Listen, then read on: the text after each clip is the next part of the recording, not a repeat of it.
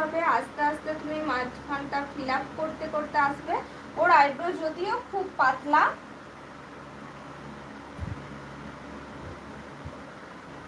Draw করব। এখন আমার ব্রাশের যে প্রোডাক্টটা আছে সেটা খুবই হালকা একটা প্রোডাক্ট আছে, সেটা আমি এবার কি করব, আমার সামনের দিকের আইব্রোতে আমি ফিল আপ করবো।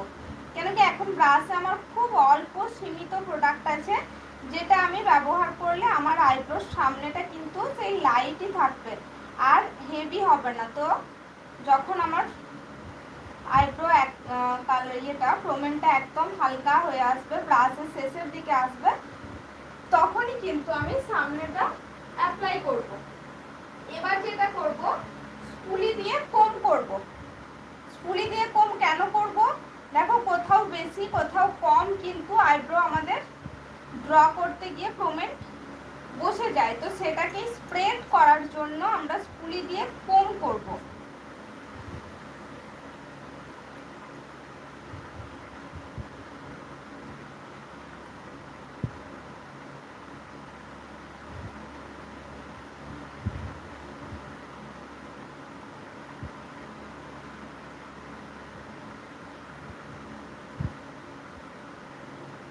দেখো আমি আইব্রোটা ড্র করে নিলাম। এবার যেটা করব, ক্লিন করতে হবে। আইব্রো ড্র করার পরে আমাদেরকে খুব ভালোভাবে কি করতে হয়, আইব্রোটা ক্লিন করতে হয়। তো তার জন্য যে ব্রাশটা আমরা ব্যবহার করব, এই ধরনের একটা ফ্ল্যাট ব্রাশ নেবো, যেটা চ্যাপটা হবে। কনসিলার ব্যবহার করার জন্য এই ব্রাশগুলো থাকে। তো আমি এখানে একটা লিকুইড কনসিলার নিয়ে নিচ্ছি।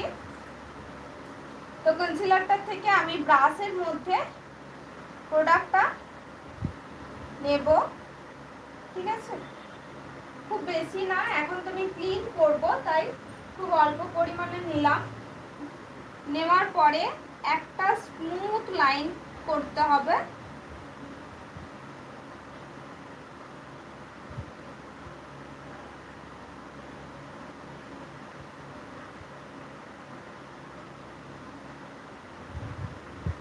সবাই কিরকম আই মেকআপ দেখতে চাইছো কমেন্ট করে বলো, তোমরা কি ধরনের আই মেকআপ দেখতে চাইছো।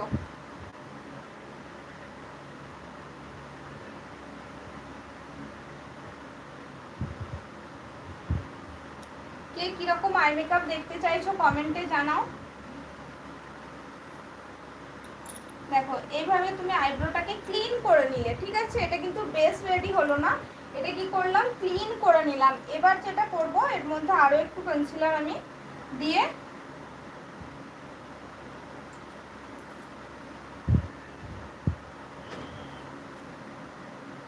আমি বেসটা রেডি করে নেব।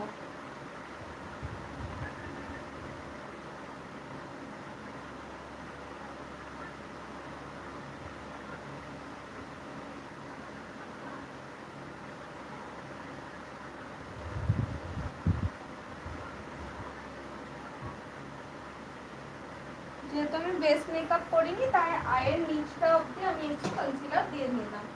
যদি আমি বেস মেকআপ করা থাকতো তাহলে শুধু আই লিডটাতেই আমি এই বেসটা করতাম।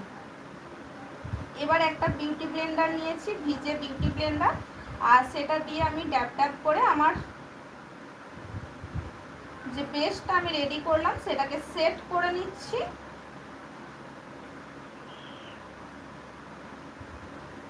এক্সট্রা যে প্রোডাক্টটা আছে সেটা শুধু আমি তুলে নিচ্ছি।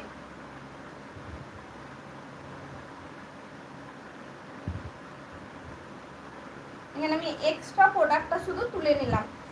বেসটা রেডি করলাম, শুধু এক্সট্রা প্রোডাক্টটা আমি এখানে তুলে নিলাম।